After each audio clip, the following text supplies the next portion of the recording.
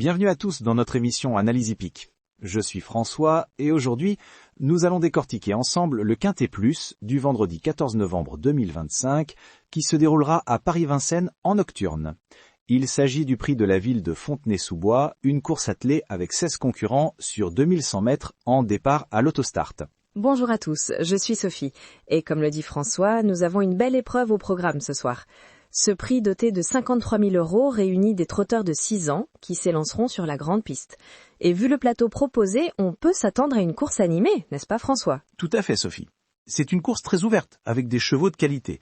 Alors, commençons notre analyse en parlant des favoris. Pour moi, le numéro 6 Humanity Pellini s'impose comme le principal favori. Il s'est remarquablement illustré lors du prix de Nancy fin octobre sur ce même tracé, où il a pris la deuxième place en 1 minute 9 secondes 7, ce qui constitue une référence solide. Bien situé derrière les ailes de l'autostart et présenté dans des conditions optimales, il a toutes les qualités pour s'imposer. Je partage ton analyse sur Humanity Pellini. C'est un cheval suédois qui s'est déjà imposé à Vincennes l'hiver dernier et qui montre une belle régularité. Je voudrais également mettre en avant ma deuxième favorite, la numéro 3, Diabelle. Cette jument italienne compte déjà 2 succès sur notre sol, dont le dernier obtenu en septembre sur ce même parcours en 1:10-6. Présentée pieds nus et idéalement placée derrière l'autostart, elle a de sérieux arguments à faire valoir. Et pour compléter notre trio de favoris, j'ajouterai le numéro 4, Jackman. Certes, il a commis une faute en début de parcours lors du prix Nancy, mais il a ensuite montré beaucoup de ressources. Confié à Nicolas Bazir, déféré des 4 pieds et avec un numéro idéal derrière la voiture, il peut logiquement viser la victoire ou une place sur le podium. Passons maintenant à nos seconds choix, ceux qui pourraient créer la surprise, sans que ce soit vraiment une surprise. Je commencerai par le numéro 2, Jingle Lover. Il a déjà prouvé sa valeur sur ce parcours avec 5 classements dans les 5 premiers en 9 tentatives. Son record de 1:10-4 sur ce tracé de vitesse est éloquent. Et confié à David Thomain, il mérite une attention particulière. Dans cette même catégorie, je placerai le numéro 5, Juice d'Oleron. Sa 10e place dans le prix de Nancy est trompeuse car il n'a pas été verni dans le dernier virage. C'est un cheval confirmé avec ce mode de départ et qui sera présenté déféré. Il peut venir jouer les troubles faites à belle cote. Et n'oublions pas le numéro 9, Dayak, qui complète mes seconds choix. Il reste sur une encourageante 5e place dans le prix de Nancy après avoir effectué une bonne rentrée. Seul bémol, son numéro 9 derrière la voiture qui pourrait compliquer sa tâche. Mais avec Gabriel Gelormini aux commandes, il peut surmonter cet handicap. Abordons maintenant la catégorie des outsiders, ces chevaux qui peuvent créer la surprise à belle cote. Dans ce registre, je citerai en premier lieu le numéro 10, KX-In. Pour son retour à Vincennes, il a pris une honorable 6e place dans le prix de Nancy, malgré un numéro en seconde ligne. C'est un cheval brave et maniable qui peut venir pimenter les rapports. Parmi les outsiders, j'ai repéré le numéro 8, Javanet-Dello. Ce pensionnaire de Mihai Ionescu a montré de belles choses cette année, avec 2 victoires et une seconde place.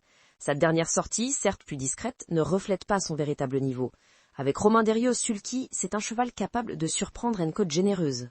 Pour compléter ce trio d'outsiders, je miserai sur le numéro 1, JP de Crépin. Ce cheval entraîné et drivé par Sébastien Ernaud affiche un palmarès éloquent avec 15 podiums, dont 8 victoires en 27 sorties. Même s'il est plus confirmé sur les tracés de tenue, il ne faut pas le négliger sur cette distance.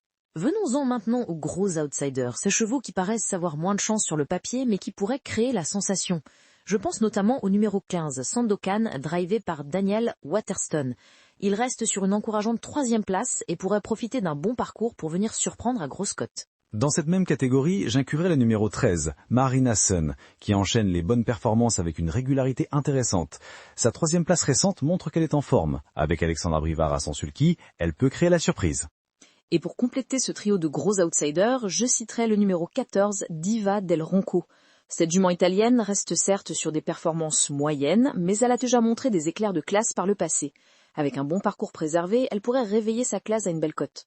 Concernant le cheval à suivre, je mettrai vraiment en avant le numéro 6, Humanity Pellini. Non seulement c'est notre favori du jour, mais c'est également un cheval en pleine progression qui n'a pas encore atteint son plafond.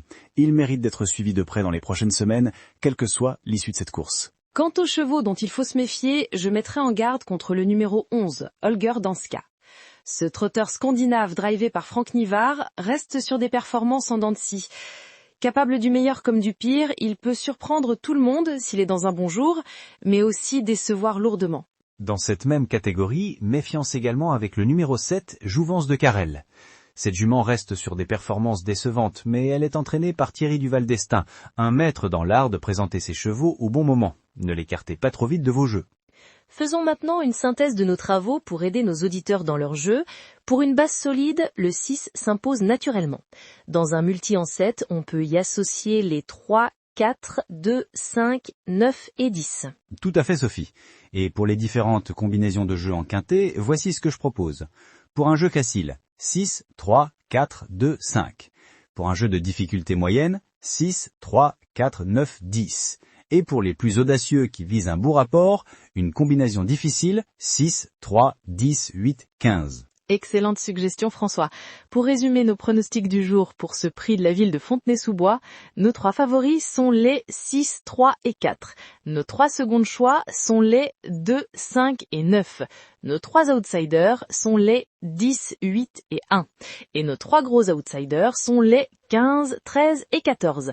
Le cheval à suivre est le 6 et les 2 chevaux dont il faut se méfier sont les 11 et 7. Parfaitement résumé, Sophie.